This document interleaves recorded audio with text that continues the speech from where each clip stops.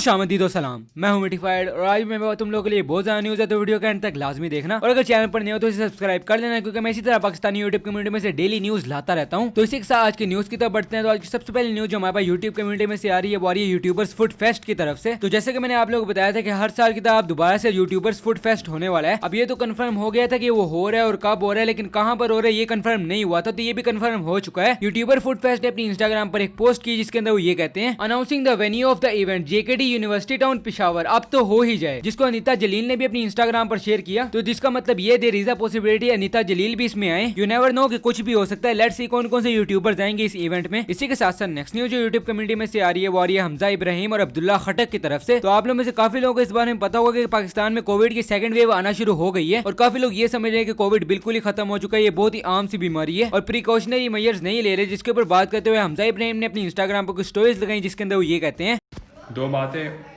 आपसे कर रहा हूँ मैं।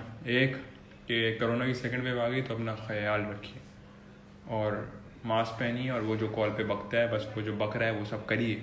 और दूसरा कि पानी ज़्यादा पीजिए। और इन दोनों में से कोई भी काम मैं नहीं कर रहा पर आज से करूँगा, तो जब मैं करूँगा तो तुम भी करो, दोनों का फ़ायदा है इसमें। मैं बना पाऊँगा और कल को तुम देख पाओगे, और अगर नहीं करोगे तो रिस्क है।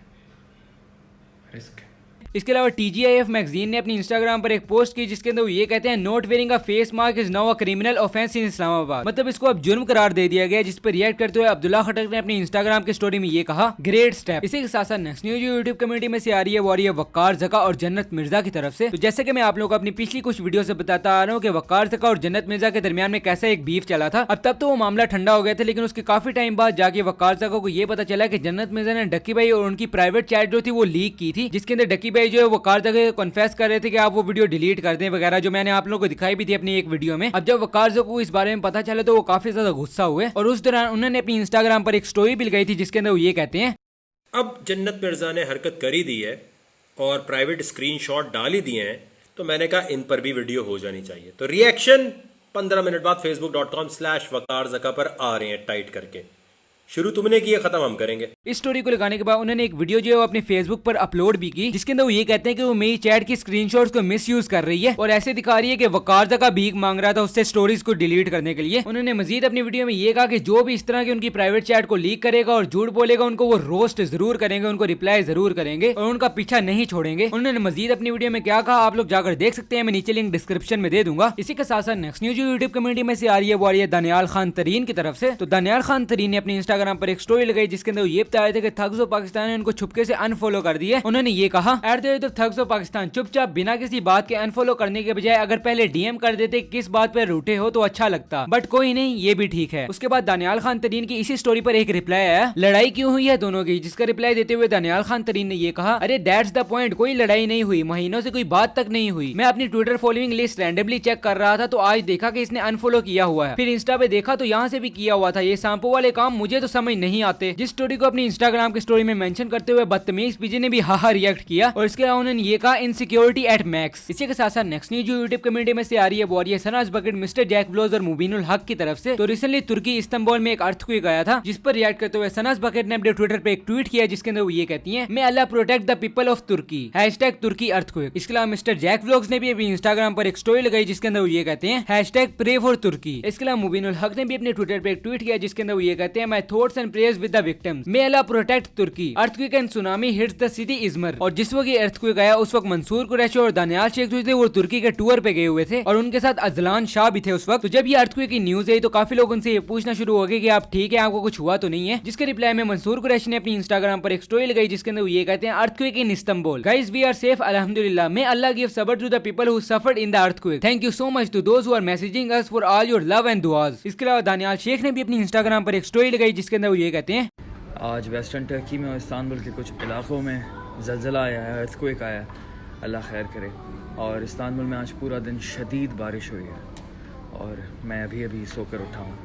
ये व्यू देख लीजिए, तो may Allah protect Turkey and I hope कि ये भी सेफली वापस आ जाए पाकिस्तान। इसी के साथ साथ नेक्स्ट न्यूज जो यूट्यूब कम्युनिटी में से आ रही है वो आ रही है शामिर अब्बास शाह और रहीम परदेसी की तरफ से। तो शामिर अब्बास शाह ने दोबारा से रहीम परदेसी और बाकी यूट्यूबर्स को चैलेंज कर दिया कि भाई मेरे साथ आकर बॉक्सिंग मैच करो, और उन्होंने अपनी इंस्टाग्राम की स्टोरीज में मेनली रहीम परदेसी को फोकस किया और उनको टारगेट किया कि आप आके मेरे साथ बॉक्सिंग मैच करें, और उन्होंने ये कहा कि ये आम बॉक्सिंग मैच होगा, इसमें कोई बंदा हर्ट भी नहीं होगा। तो उन्होंने मजीद अपनी इंस्टाग्राम की स्टोरीज में क्या कहा मैं आप लोगों को दिखा देता हूँ। अस्सलाम वालेकुम टू ऑल। तो गाइस मैं आर्म रेसलिंग चाह रहा हूँ कि यूट्यूबर्स के बीच में हो आर्म रेसलिंग मैच, तो जाहिर सी बात है आप सब लोगों को इंटरटेनमेंट मिलेगी यूट्यूब पे। तो मैं सबसे पहले जो है चैलेंज करना चाहूँगा राहिम परदेसी को आर्म रेसलिंग मैच के लिए। ब्रो अगर आप में गट्स है, अगर आप स्ट्रॉन्ग इनफ हो, अगर आप में कॉन्फिडेंस है, अगर आप अपने फैंस को इंटरटेन करना चाहते हैं तो आप मेरा आर्म रेसलिंग का मैच एक्सेप्ट करो। और जाहिर सी बात है इसमें तो कोई बंदा हर्ट भी नहीं होगा।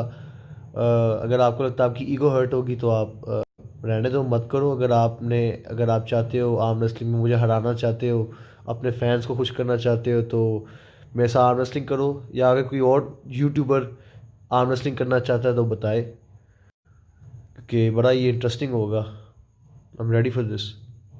तो आप लोगों को क्या लगता है रहीम परदेसी इनका ये चैलेंज एक्सेप्ट करेंगे? मुझे कमेंट सेक्शन में जरूर बताइएगा। इसी के साथ अब बात कर लेते हैं हिप हॉप कम्युनिटी के बारे में। तो हिप हॉप कम्युनिटी में हमारे सबसे पहले न्यूज आ रही है फादी की तरफ से। तो फादी ने अपनी इंस्टाग्राम पर एक पोस्ट की जिसके ऊपर ये लिखा हुआ था डार्क नाइट, जिससे क्लियरली ये पता चल रहा है कि उनका एक नया गाना आने वाला है और उसके नए गाने का नाम होगा डार्क नाइट। तो लेट्स सी कि ये गाना कब तक आता है। इसी के साथ साथ next news hip hop community में से आ रही है वो आ रही है हाई रेज की तरफ से। तो हाई रेज ने अपने ट्विटर पे एक पोस्टर शेयर करते हुए एक ट्वीट किया, we making history in a few days. और एक और पोस्ट उन्होंने अपनी इंस्टाग्राम पर की जिसका पोस्टर आप लोग देख सकते हैं। उसके ऊपर ये लिखा हुआ है वोक अप और उसके कैप्शन में उन्होंने ये लिखा woke up my biggest and best music video of my career November 2 like this post for a chance to get early link. तो लेट्स सी कि इनकी ये बेस्ट म्यूजिक वीडियो कैसी होने वाली है। इसी के साथ साथ नेक्स्ट न्यूज जो हिप हॉप कम्युनिटी में से आ रही है वो आ रही है तलहा अंजुम की तरफ से। तो तलहा अंजुम ने अपनी इंस्टाग्राम पर एक स्टोरी शेयर की जिसके अंदर वो ये कह रहे थे आई जस्ट वर्क हियर, और जहां पर आप लोग देख सकते हैं एक ऑडियो ट्रैक चल रहा है। इसका मतलब ये है कि इनका एक नया सॉन्ग आने वाला है और इस वक्त उसकी रिकॉर्डिंग चल रही है। तो लेट्स सी कि ये नया सॉन्ग कब तक आता है, इसका नाम क्या होने वाला है और ये कैसा होने वाला है। इसी के साथ अब बात कर लेते हैं गेमिंग कम्युनिटी के बारे में। तो गेमिंग कम्युनिटी में हमारे सबसे पहले न्यूज आ रही है एनटीडी की तरफ से। तो जैसे कि मैंने आप लोगों को कुछ वीडियोस पहले ये बताया था कि सैफ गेमिंग जो है पबजी के क्रिएटर प्रोग्राम के पार्टनर बन चुके हैं, लेकिन अब एनटीडी भी पबजी मोबाइल के क्रिएटर प्रोग्राम के पार्टनर बन चुके हैं। उन्होंने अपनी इंस्टाग्राम की स्टोरी में ये कहा फाइनली अल्हम्दुलिल्लाह। इसके अलावा मैं आप लोगों को बताते चलो कि एफएम रेडियो गेमिंग भी पबजी क्रिएटर प्रोग्राम के पार्टनर बन चुके हैं। उन्होंने अपनी इंस्टाग्राम की स्टोरी में ये कहा अल्हम्दुलिल्लाह। इसी के साथ साथ नेक्स्ट न्यूज जो आ रही है वो आ रही है फ्री फायर पाकिस्तान की तरफ से। जैसे कि मैंने आप लोगों को बताया था कि एफएफसीएस क्वालिफायर्स हो रहा था और उसका लास्ट जो था वो इस्लामाबाद का क्वालिफायर्स रह गया था। अब उसकी रजिस्ट्रेशन क्लोज हो चुकी है और अब उन सब इस्लामाबाद वाली टीम्स का मैच जो है 1 नवंबर को जाकर होगा। तो लेट्स सी कि ये मैच कैसा होता है और इसका जो लीडर बोर्ड होगा वो मैं आपके साथ शेयर कर दूंगा। इसी के साथ साथ नेक्स्ट न्यूज जो गेमिंग कम्युनिटी में से आ रही है वो आ रही है 47 खलीफा की तरफ से। तो 47 खलीफा ने अपनी इंस्टाग्राम पर एक स्टोरी शेयर की जिसके अंदर वो ये दिखा रहे थे कि वो हॉस्पिटल में एडमिट है। उन्होंने ये कहा second day at hospital will be active soon, मिलते हैं छोटी सी ब्रेक के बाद, remember me in your prayers. तो इसी के साथ अब बात कर लेते हैं इंटरनेशनल न्यूज के बारे में। तो इंटरनेशनल न्यूज में हमारे सबसे पहले न्यूज आ रही है मिस्टर बीस्ट की तरफ से। तो जैसे कि मैंने आप लोगों को बताया था कि मिस्टर बीस्ट ने अनाउंसमेंट की थी $1 लाख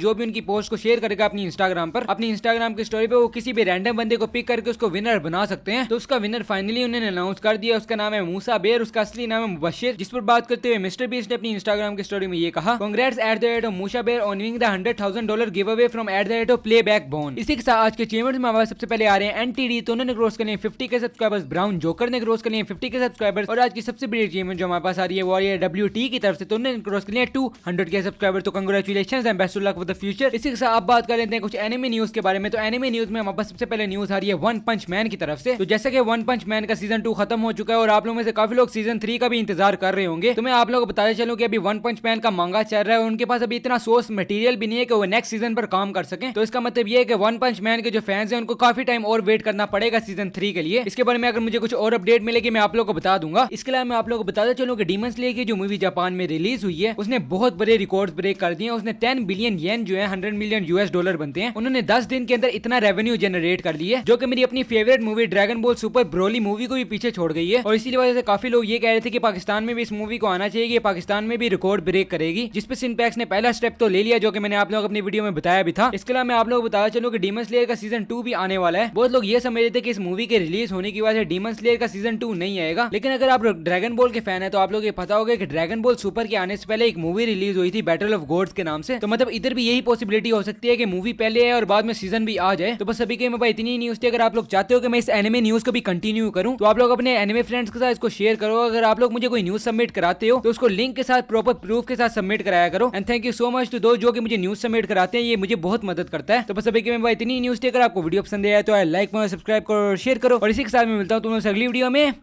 अल्लाह हाफिज।